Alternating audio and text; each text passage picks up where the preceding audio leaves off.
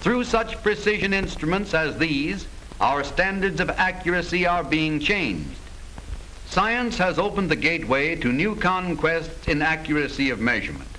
The yardstick has expanded until hundredths of an inch, thousandths of an inch, even millionths have become measurable quantities. And the power of man's senses has been extended to reach into a new world that he cannot see or hear or feel without the aid of science.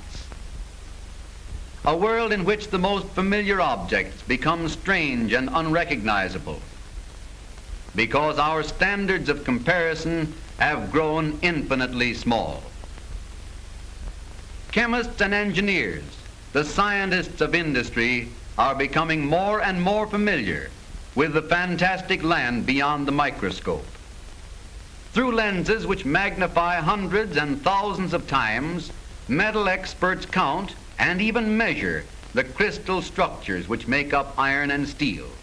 A measuring stick smaller than a pinhead is used, with tiny lines a thousandth of an inch apart. Under the searching lens of the microscope, small blocks of metal in the laboratory tell the secrets of the millions of tons of iron and steel that go into the huge manufacturing plants. And in these plants, microscopic precision controls the form and size and surface of every part. Through the development for factory use of all these precision devices for the measurement of things infinitely small, within limits of tolerance that are almost absolute, we are now able to meet the precision demands of quantity production of fine parts on the basis of standardization and complete interchangeability. Gauges to test the hardness and toughness of metals are miracles of modern precision. A device known as the scleroscope is used to measure the degree of resistance of metal parts such as the camshaft.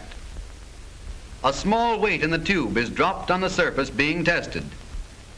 The amount of bounce measures the hardness of the surface. Hard metals are also tested in a large master gauge. The metal is placed on a support and a diamond point is forced into the surface. The distance the point penetrates is measured accurately on a dial to determine the exact degree of hardness. A similar type of master gauge is used for checking the toughness of metals. In this method, a steel ball under great pressure is forced into the surface of the metal. The dent or hollow formed in the test specimen is measured under the microscope. Master instruments check the accuracy of measurements within half a hundred thousandths of an inch. Master gauges check the accuracy of tools and parts used in the factories and on the assembly lines. This precision control of manufacturing operations, for example, gives an exact fit between piston and piston pin. The size of the parts is so accurately controlled that if the piston is chilled for a moment on ice, it will contract. And the pin, when warmed, will expand enough so that the two will no longer fit. Under all ordinary conditions, the two parts will fit perfectly. But if we reverse the operation and warm the piston, it will expand again, and the pin, chilled on ice, will contract, and now fits too loosely in the hole. Limits of accuracy in inspection of piston pins are so small that they are almost beyond comparison. Finished pins fit smoothly into the pistons with no difference in size over 1/10 of a thousandth of an inch. Surfaces of moving parts are checked within extremes of measurements that are invisible to the human eye. Sensitive electric meters and delicate feeler points check piston diameters in terms of a single inch divided into 10,000 parts. Cylinders are checked for equal perfection in diameter, roundness, and smoothness. Precision cutting machines shape and round the cylinders. Precision polishing machines polish and grind the walls to smoothness. and precision gauges guide the inspection of the finished work. The pistons move up and down in the cylinders of the automobile engine with just enough room to spare for a film of oil thinner than the walls of a soap bubble. In the careful assembly and fitting together of the parts, many different types of gauges are needed.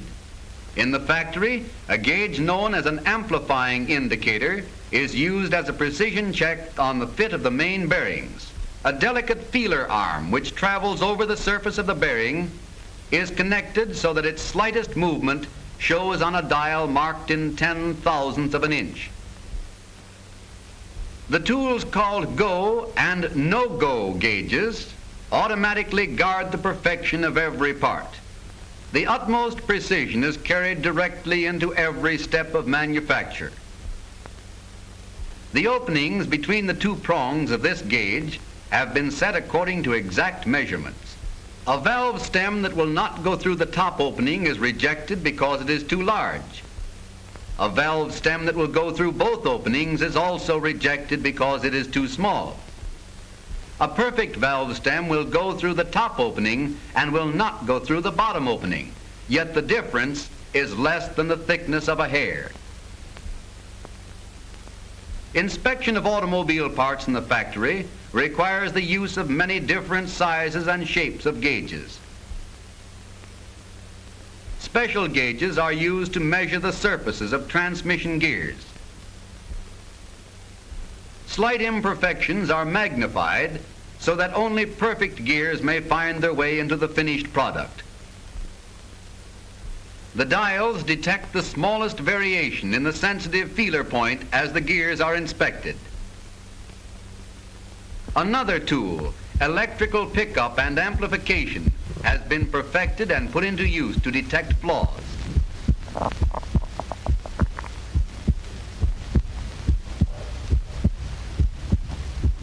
Does this sound like the rhythmical beat of a jungle drum? Actually, it is the sound of a human heart which science can amplify 1,000,000 times, just as sound can be amplified by measuring instruments in factories to make sure that gears are smooth.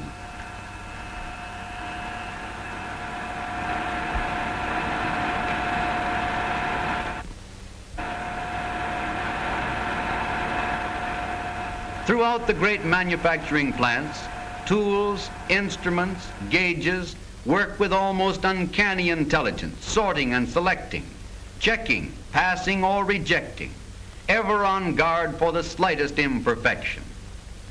Accuracy, precision, exactness have been brought to new significance in the microscopic world of scientific measurements, utilizing everything that modern science and research can provide in the way of measurements that are precisely so.